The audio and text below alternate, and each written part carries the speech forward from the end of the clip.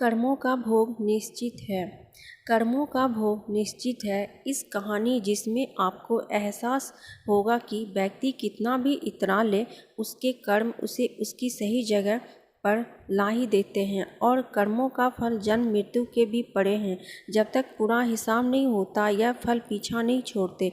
अब आप ही तय करें, आप पाप का भागी बनना चाहते हैं या सदाचार का। एक आचार्य अपने शिष्य के साथ तीर्थ यात्रा पर निकले। कुछ दिन देर चलने के बाद वे थकान निकालने के बीच घने जंगल में ही रुक गए।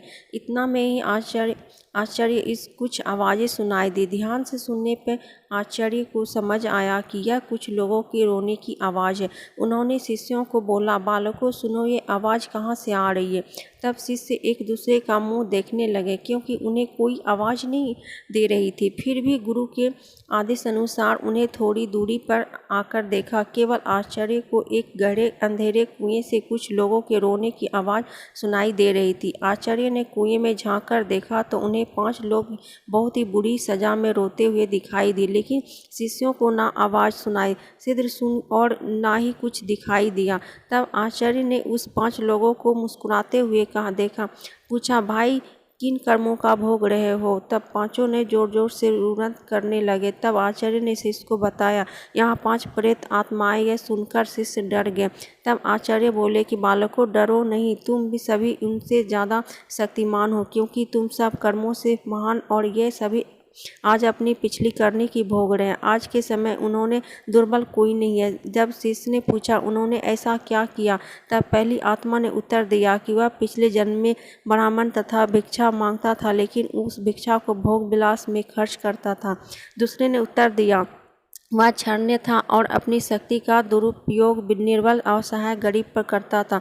तीसरे ने उत्तर दिया कि वह बनिया था, वह खुद फायदे की सोचता था और हमेशा मिलावट करके सामान बेचता था, जिस कारण कई लोग मारे गए। चौथे ने उत्तर दिया वह क्षुद्र था, वह बहुत आलसी और जिम्मेदारी भोगता था, अपने माता पिता को पीटता था और दिन रात नशा करता था। 5वें ने उत्तर दिया वह एक लेखक था, अश्लील कथाएं लिखता था, उसने समाज को वासना का पाठ सिखाया था। इस तरह वे सभी पापी अपने पापों को भोग रहे हैं। उन्होंने आचार्य से निवेदन किया, आप गुरु हैं, आप दुनिया वालों को समझाइए कि बुराई का रास्ता क्षण की खुशी देता है, लेकिन उसका दंड कई जन्मों तक अंधकार में भोगना पड़ता है। मोरल, मृत्यु को कर्मों का फल भोगना ही पड़ता है, फिर भी वह किसी भी जन्म में हो। कहते हैं जिस तरह ईश्वर है वैसे ही भूत भी होते हैं, लेकिन वे जितने दुर्बल होते हैं उतना कोई नहीं, जितने कष्ट में वो होते हैं उतना कोई नहीं वे अपनी करनी का भोग करते। छंद विलासिकता कई जन्मों का डर बन जाती है। व्यक्ति कितना भी इतरा ले, ये नियमित उसके कर्मों का हिसाब रखती है, इसीलिए सदैव पर चले और गलती भी है तो उसे सुधारे।